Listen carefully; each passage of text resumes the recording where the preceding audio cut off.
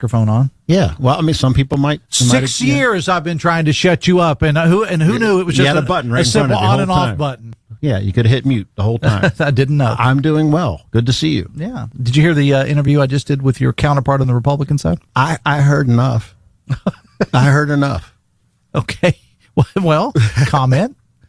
Well, I mean, obviously, there's a civil war going on the other side, and he's presiding over it right now, and it's getting very ugly. And so millions and millions of dollars are being wasted on these attack ads, and nobody over there is talking about the issues. Instead, they're talking about a bunch of non-issues instead of talking about, getting water to parts of the state that don't have water, instead of getting people access to health care if they need to see a doctor, about child care to working families, about fixing our roads and improving our schools, all the stuff about the price of gas, which is really putting a strain on people. I see now that even President Trump is following the what the West Virginia Democrats have been calling for, and just wanting to suspend the gas tax to give people some relief over a problem that he started. Had House Minority Leader Hornbuckle on the show yesterday, and he talked about that because I guess you guys got interims coming up, but it's not the full legislative body; it's just the House, right?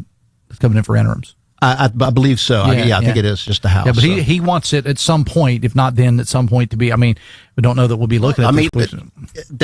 That's what the president is proposing now, and he just heard the chair of the state Republican Party say they have one leader. I thought he was going to say God, which was we all should be following God. But he said no, we have one leader. It's Donald Trump, and they're definitely doing their best to emulate President Trump on the other side with all the nastiness. But one thing, he is talking about suspending the gas tax, and that's what Minority Leader Hornbuckle and the rest of the House Democratic Caucus has been proposing to give people some relief. But that's not what you're hearing from the Republican side.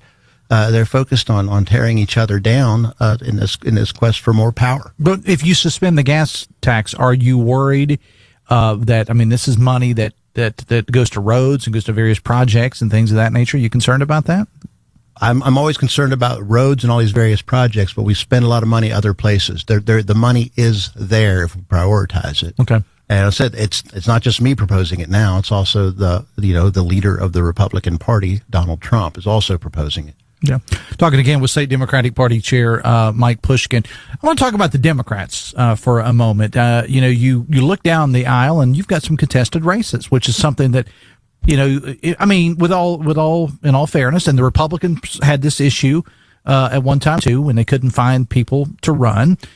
You said that you and others in the party wanted to get people to run for some of these races, and you got a couple races in the primary for the Democrats. We have a lot of choices. So I just want to remind independent voters, unaffiliated voters, you have to request, if you haven't voted yet, when you go to vote, you have to request a Democratic ballot if you want to have real choices up and down the ballot. Otherwise, you get a nonpartisan ballot with just the Supreme Court, with an incredibly important Supreme Court race going on. We could change the power of the court. We could change the majority of the court today if we vote the right way.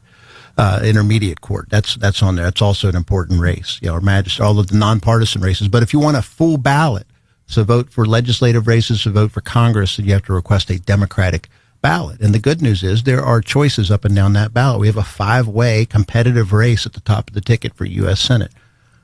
Depending on where in the state you are, you either have a 3-way or a 2-way race for those congressional seats. Mm-hmm. And in many cases, down ballot and legislative races, there are also contested races. Even in your home county of Logan, both of the House districts, we have contested Democratic primaries, and that's good for democracy. And people are tired of the status quo, and they're stepping up, and they're ready to be the change that they want to see. And a lot of good folks are putting their name on the ballot. And I can tell you, there was a time we talked about, Hoppy and I talked about this earlier in the hour, Mike. There was a time 20, 30 years ago that the election in southern West Virginia, not just Logan County, but Lincoln County, Mingo County, was over in the primary, but it was because it was all Democrats.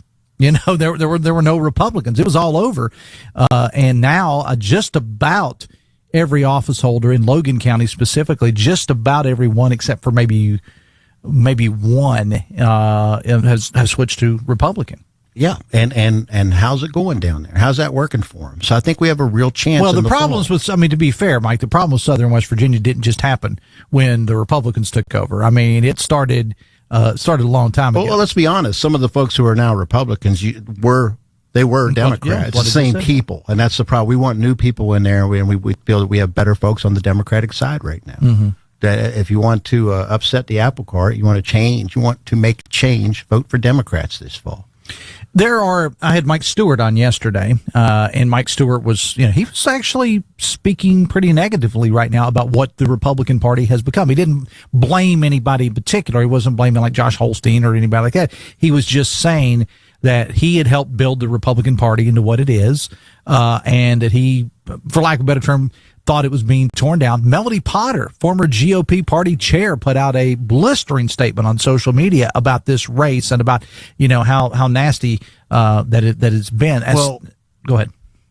All of these folks had a chance to do something about this when Republicans year after year have supported the worst decision of modern times, Citizens United, which allowed for more dark money in politics. And on a state level, these folks have supported more dark money in politics. So, forgive me if I don't, shed a tear for folks who created the problem and now are crying about it, saying, oh my, I can't believe all this dark money is being spent. Well, you guys voted to create this monster.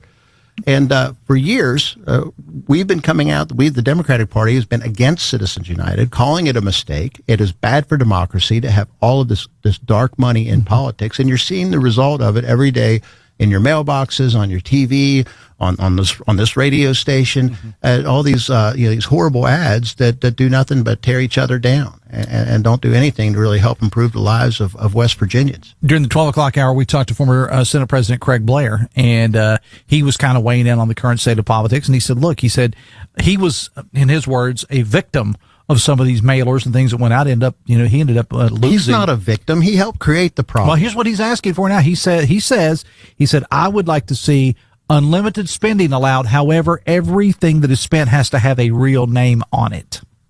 It's still unlimited spending. I would go further and say, let's have real reform. Okay. But yeah, I understand. I'm for that. That would take the, that would shed some light on the dark money. And it should be. Everybody should be willing to put their name on it.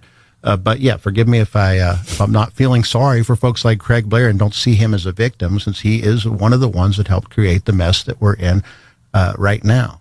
So, like I said, the real victim are the people of West Virginia who have to endure all this mudslinging on the other side and having these politicians that aren't addressing their concerns. Forgive me if I'm mistaken here, but didn't Citizens United come out of the Supreme Court as well? Didn't the Supreme Court uphold that?